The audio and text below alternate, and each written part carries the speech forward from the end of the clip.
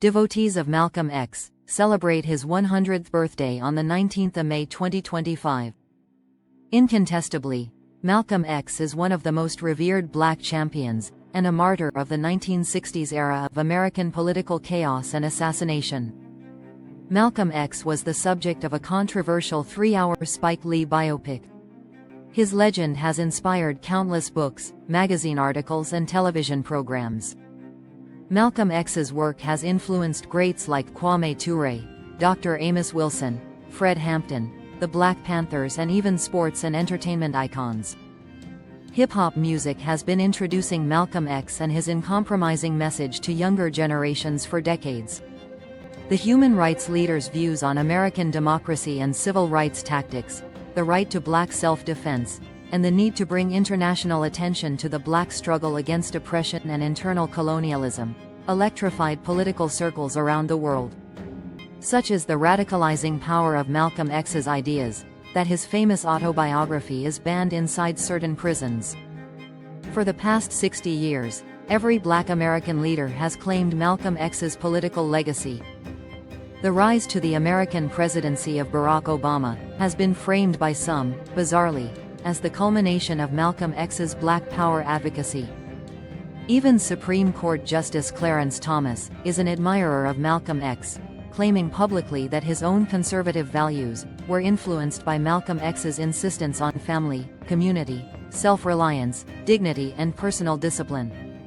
However, in the clamor to crown Malcolm X as our shining prince, one of his defining principles appears to have been forgotten, or perhaps discarded.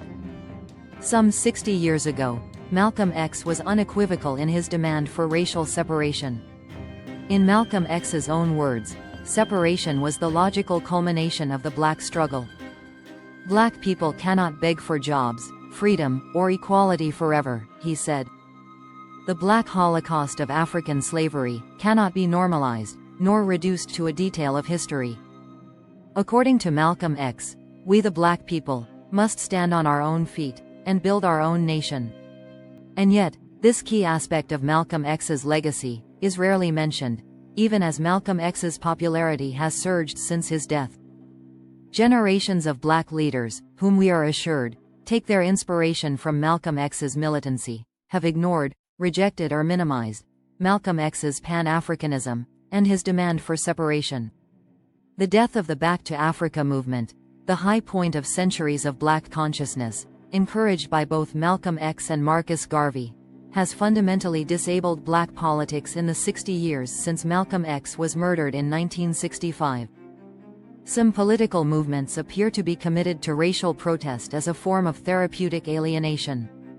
Other political groups have shown a tendency to become personal fan clubs, or recreational study groups, more identified with diagnosing centuries-old problems, conducting racial purity tests, or examining the principles of economic management, than building seriously on the work of Malcolm X. It may be that many black people born outside of the continent have learned to despise Africa so much that they cannot see it as a hopeful solution to their complaints, and are unwilling to go home permanently, or even temporarily. But if our people refuse to even contemplate a return to Africa, and Afrocentrism is no longer a feature of our politics and aspirations, then we will remain victims, at the mercy of others, wherever we reside.